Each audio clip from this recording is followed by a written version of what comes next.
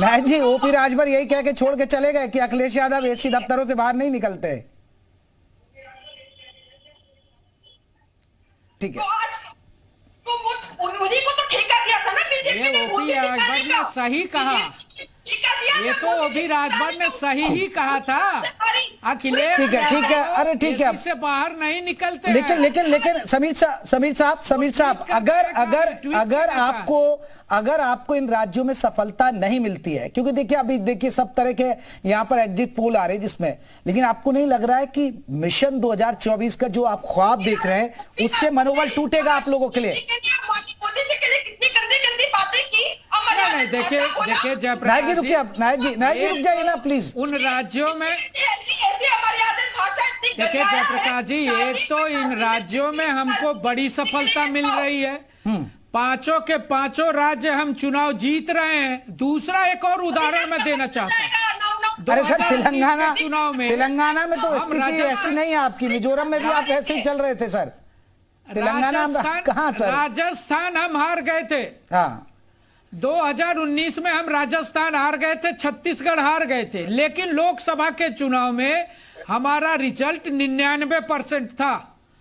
और आप 18 में और मिजोरम और आप 18 में वो भी हार गए थे, मध्य प्रदेश भी हार गए थे। 2019 में मध्य प्रदेश में भी हम 99% थे। 99% हमारा रिजल्ट था मध्य प्रदेश में भी लोकसभा के चुनाव में। मैं इतना जरूर कह रहा हूं कि 2023 के चुनाव में, विधानसभा के चुनाव में हम भारी बहुमत से जीतेंगे, और आगे 24 के चुनाव में हम लोकसभा भी। आज मोदी जी की लोकप्रियता पूरी दुनिया में है, आज मोदी जी पूरी दुनिया के सर्वमान्य नेता हैं। आप G20 का हमारा कार्यक्रम देखिए, कल जलवायु का कार्यक्रम था, दुनिया के देशों के लोग जुटे थे।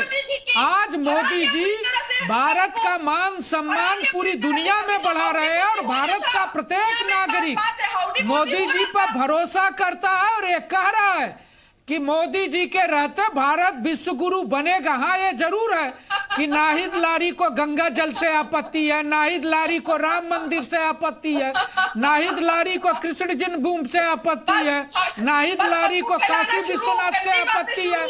इनको आपत्ति रहेगी ही रहेगी, क्योंकि जब क्रिकेट होता है तो ये भारत के लिए ताली नहीं बजाती है, ये पाकिस्तान के लिए ताली बजाती है।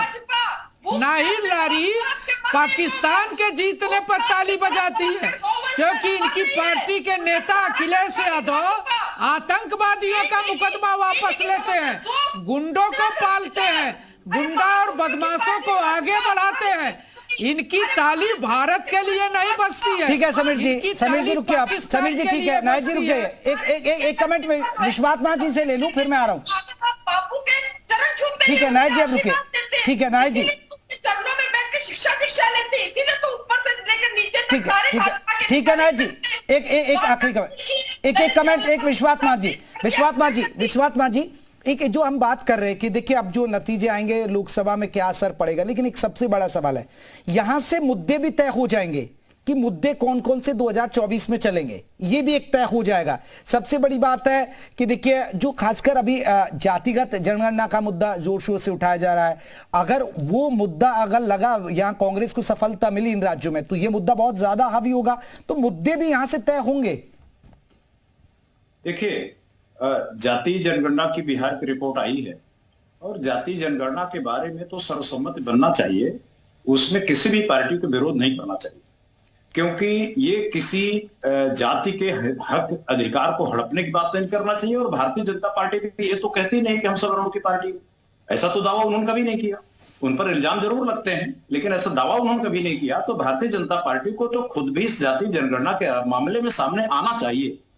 रह गई दूसरी बात, बिहार में जो जनगणना की रिपोर्ट्स आई है बड़ी चौंकाने वाली। जिस ब्राह्मण समाज को कहा जाता था कि यह ब्राह्मण समाज सब कुछ हड़प लिया है, उसमें यह रिपोर्ट आई है कि हर 4 में से 1 ब्राह्मण परिवार दरिद्र है। और यह भी रिपोर्ट आई है कि इतने दिन आरक्षण मिलने के बावजूद भी अनुसूचित जातियों के 100 में से 42 परिवार दरिद्र है। यह भी रिपोर्ट आई है कि जाति जन आरक्षण का, ओबीसी रिजर्वेशन का सबसे ज्यादा फायदा कुशवाहा समाज ने उठाया। और वो कुशवाहा समाज भी 100 में से 36 परिवार दरिद्र है।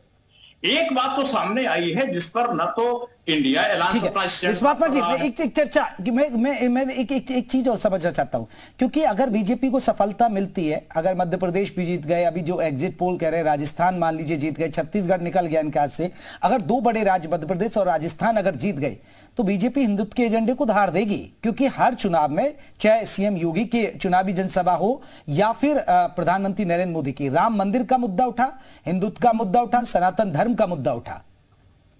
देखिए, भाजपा के सामने और धार देने के लिए हथियार ही क्या है? वो हिंदुत्व ही है। तो जब एक ही हथियार है तो धार तो आप उसी को देंगे। लेकिन भारतीय जनता पार्टी को और फर्टाइल वे में नए तरीके से सोचना पड़ेगा। अगर वो वास्तव में राष्ट्रीय पार्टी बनना चाहती है, उस राष्ट्र में मुस्लिम भी है और ये उस राष्ट्र में दलित भी है, उस राष्ट्र में ओबीसी भी है। अगर वो जाति जनगणना की लीड इंडिया अलायंस ले रहा है तो ये लीड भाजपा को लेने में क्या दिक्कत है? क्या भारतीय और बीजेपी ले देखे अभी जातीय जनगणना अभी गले की फांस तो है। नायद लारी जी, एक रिएक्शन आपसे, क्योंकि देखिए फिर मैं समझ जाऊंगा आपके पास। नायद लारी जी, ये तो है अगर बीजेपी को सफलता मिलती है तो हिंदुत्व के एजेंडे को बीजेपी धार देगी। आप जो पीडीए फॉर्मूला लेकर आ रहे हैं, जो जातीय जनगणना की जो आप शोर मचा रहे हैं, तो वो मुद्दा बीजेपी सफल होती है तो कुंद पड़ेगा फिर आपका, फिर इनका चलेगा हिंदुत्व का एजेंडा, राम मंदिर। देखिए, ये जो बातें आप कर रहे हैं, ये सारे एजेंडा बीजेपी ने अभी ये 5 राज्यों के चुनाव में उसमें भी चलाया। तभी तो मैं कह रहा हूं ना, मैं बता तो आपको रही हूँ, वहां भी पूरी तरह से हारेंगे। कल आपको पता चल जाएगा 9-9 कितने बार जब बीजेपी पूरी तरह से हारेगी। हिमाचल प्रदेश में अभी मैं सुन रही थी, गोली मारो का नारा देने वाले भाजपा के नेता, वो अपना क्षेत्र नहीं बचा पाए, हिमाचल प्रदेश नहीं बचा पाए, इनके राष्ट्रीय अध्यक्ष अपना स्टेट नहीं बचा पाए, वो राजस्थान क्लेम कर रहे हैं कि राजस्थान जीतेंगे। तो हिमाचल प्रदेश में भी यही सब बातें की बुरी तरह से हारी, कर्नाटक में भी यही सब बातें की बुरी तरह से हारी। मैं तो आपको उत्तर प्रदेश का बता रही हूँ कि खतौली मुजफ्फरनगर में भी किस तरह से ऐसी बातें करते रहे तो बुरी तरह से हारी, वहां पर मैनपुरी में हारी, घोसी में हारी। तो ये सब मुद्दे नहीं चलेंगे। अब 94% आबादी की यही मांग है कि जातिगत जनगणना कराए सरकार, ताकि जिसकी जितनी संख्या भारी उसकी उतनी भागीदारी हर क्षेत्र में हो जाए। आप भी इंपॉर्टेंट बात एक सेकंड। लेकिन देखिए, बीजेपी की केंद्र सरकार जातिगत जनगणना नहीं कराएगी, क्योंकि खुद बीजेपी की केंद्र सरकार ने माननीय सुप्रीम कोर्ट में हलफनामा देकर स्पष्ट कर दिया है कि वो जातिगत जनगणना नहीं कराएंगे। ठीक है नायक जी, आप उनके हिंदुत्व के मुद्दे, आप हिंदुत्व के मुद्दे पर आप सवाल उठा रहे हैं नायक जी, लेकिन आप भी तो जाति जाति चिल्ला रहे हैं। आप पीडीए फॉर्मूला कह रही हैं, पीडीए फॉर्मूला तब तो नहीं लाया आप, पिछड़ा दलित अल्पसंख्यक की बात कर रहे हैं आप पीडीए फॉर्मूला लाकर। अच्छा, मैं इसका जवाब दे दूं, जवाब दे दूं। जाति जाति हम नहीं चिल्ला रहे, जाति जाति तो हजारों साल से बीजेपी के पुरखों ने जाति जाति चिल्लाकर जो ये भेदभाव पैदा किया, हमने नहीं भेदभाव पैदा किया, ये बीजेपी के पुरखों ने और आरएसएस के पुरखों ने भेदभाव किया है कि अच्छा तुम किसान हो, तुम नहीं, जो पार्टी 2 सीटों से 300 के पार कर गई भाई, वो हिंदुत्व के मुद्दे को उड़ाएगी। समीर जी मैं लूंगा एक बार, राहुल जी आगे हमारे साथ कांग्रेस के। राहुल जी ये उपाधि जो है हम लोग ने नहीं दी है, ये उपाधि बीजेपी के पुरखों ने पिछले। ठीक है राहुल जी, आप कुछ बात कह रहे थे, आप बीच में चले गए थे, संपर्क टूट गया था। अरे नायक जी आप रुकिए ना, ठीक है हजारों सालों से उनको अपमानित कर रही है बीजेपी और बीजेपी। ठीक है नायक जी, अब हो गई ना, अब राहुल जी को मौका दीजिए। देखिए वो लंबे वक्त बाद आए, अरे आपके गठबंधन के साथी उनको तो मौका दे दीजिए।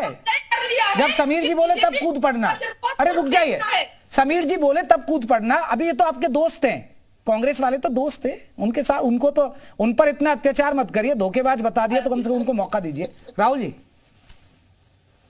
मैं वही कह रहा था कि विश्वनाथ जी जिस तरह से कह रहे थे कि कांग्रेस पार्टी की कोई विचारधारा नहीं है, हम बड़ा ये दुर्भाग्य की बात है कि आप। अरे सर राहुल जी वो तो है ही नहीं, केजरीवाल के साथ भी हैं आप यहाँ अखिलेश यादव के भी साथ हैं, आप सबके साथ ही तो हैं। फिर आप सुन तो लीजिए महाराज, बात तो सुनिए, पहले बात तो पूरी होने दीजिए। आप बीच में टोक रहे हैं, उस पार्टी की आप बात कर रहे हैं जिसने आजादी के आंदोलन का नेतृत्व किया और जो लगातार दलित, पिछड़े, आदिवासी और तमाम सारे वंचितों के हक अधिकार के लिए लड़ाई लड़ रही है। आप उसके लिए कह रहे हैं कि उसकी विचारधारा नहीं है।